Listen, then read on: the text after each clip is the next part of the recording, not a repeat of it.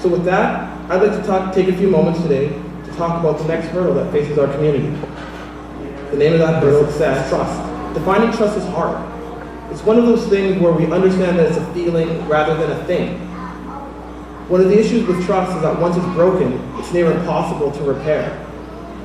However, what I'm going to suggest this evening is that the cost and implications of not working to rebuild that lost trust in the Black community is too great to keep ourselves divided. What we need to do is begin to rethink the idea of trust. What do we expect of each other? What can others reasonably expect of us? So there's no reason that when we want to make the lives of young Black people better, when we want to fight institutional racism, when we want to submit an application for a community center for the Black community, there is no value in drawing these arbitrary lines along cultural or country barriers. We continue to bring immigrants from different parts of Africa and the Caribbean. The last thing they need when they get here is to try and figure out who their support network is and who they need to rely on for information while they make that difficult transformation.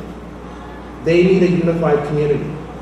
Our youth need a unified community. Instead of talking about leadership in basic terms, like we've heard many times, I want to suggest that we rethink leadership.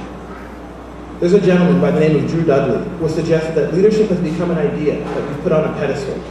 We've somehow decided that only certain people are fit to lead, or that leadership is something that one day we're going to be prepared to do.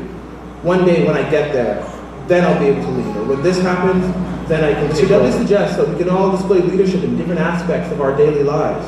And instead of waiting for someone to take us to the promised land, that we empower ourselves to be leaders in any way that we can.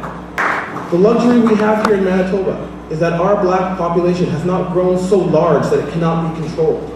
We have not grown to a point where there are multi-layered social issues around housing, drugs, or education. But as our provincial and federal governments commit to bringing in more immigrants, we have to recognize that our window is short. What will our community look like in 5 years? What about in 10 or 15? This is the significance of putting aside our differences. This is the value of ignoring the fact that we're from different islands or from different parts of the reason for these analogies is that the community works the same way. In its infancy, you can control much of what it does and how it works. But as time goes on, different members will take on different roles. People will come, people will move on. But if there is a solid foundation, regardless of who's at the helm, the community will always serve a higher purpose and will always bring value to those people it was meant to serve.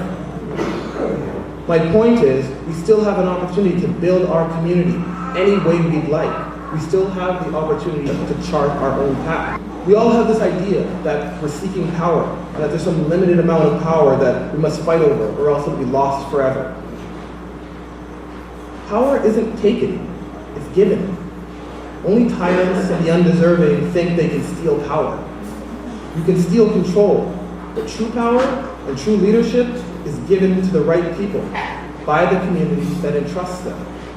Entrust them not to make the right decisions all the time, because that's just not possible, but entrust them to do what they believe is best for everyone, regardless of the consequences.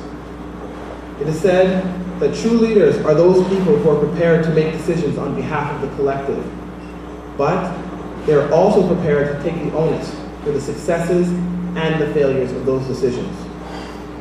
At the end of the day, we all have a responsibility to unite, to lead, and to trust.